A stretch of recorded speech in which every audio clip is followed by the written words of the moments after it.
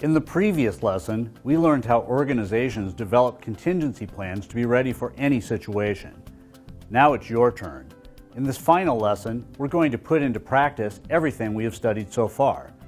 You will have a chance to draft your own information security plan, guarding data that is valuable to you.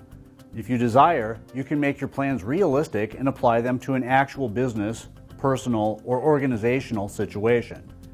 Or if you prefer, you can make your plans fanciful and make a game out of the activity.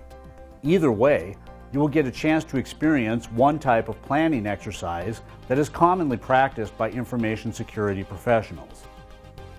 The National Institute of Standards and Technology identifies 3 different ways to practice security contingency plans. These are testing, training, and exercises. Testing refers to equipment and process testing. If the expectation, for example, is that an out-dialing emergency phone system can reach 1,000 employees within 1 hour, the only way to find out if the system can really perform to that level is to put it to the test. Or for another example, suppose the expectation is that all customer account data can be restored to the new servers from backup tapes within 8 hours. This can be demonstrated one way or another by conducting a test. Training simply means that employees learn and practice their roles under a contingency plan. One way to think about this class is a course like this improves your training level in information security. Understanding terms and concepts related to the information security profession improves your ability to perform specific security roles within a given organization. By understanding the general tactics and strategies of information security, you'll be in a better position to comprehend the details of how information security works at your location and how it is implemented through specific processes and systems. Exercises are the 3rd form of practice of information security plans. Exercises come in 2 types, functional and tabletop. In functional exercises, emergency teams act out their roles, putting real equipment into play. For example, a penetration testing team might stage a simulated intrusion, and an incident response team might be charged with using real forensic equipment and software to identify and isolate the simulated breach.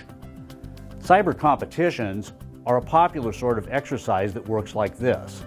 At the high school level, teams work to clean up malware and other problems on Windows and Linux servers. At the college level, collegiate cyber defense competition puts teams under extreme stress in defending servers from a group of professional hackers known as the Red Team. Likewise, advanced security students and security professionals alike enjoy capture the flag tournaments in which teams extend both offensive and defensive security skills to either defend or penetrate servers. In some ways, just about any practice exercise has its game-like aspects. And these cyber competition events grew out of earlier training, testing, and exercise discipline practiced by military and other cybersecurity specialists. In the absence of a competitive exercise facility, to end this class, we will nonetheless engage in a realistic practice exercise. Our activity will be a tabletop exercise. According to the National Institute of Standards and Technology, tabletop exercises are discussion-based exercises where personnel meet in a classroom setting or in breakout groups to discuss their roles during an emergency and the responses to a particular emergency situation. A facilitator presents a scenario and asks the exercise participants questions related to the scenario, which initiates a discussion among the participants of roles, responsibilities, coordination, and decision-making. A tabletop exercise is discussion-based only and does not involve deploying equipment or other resources. That description of a tabletop exercise is as good as any, so let's consider how we can conduct such an exercise in this class. First, our classroom setting is this online environment. It won't exactly be a tabletop exercise, more like a PC, tablet, or laptop exercise, but still, that's close enough. As far as being discussion-based, we have discussion boards.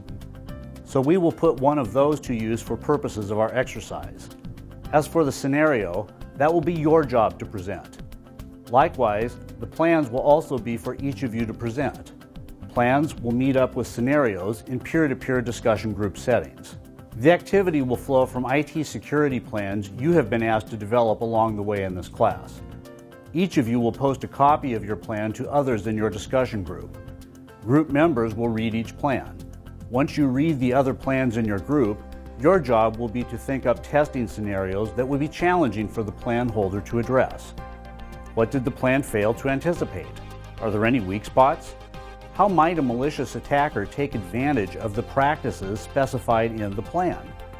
In the discussion, each plan needs to be challenged to find areas in which it can be strengthened and made more capable. The goal of these challenges is not to embarrass anybody.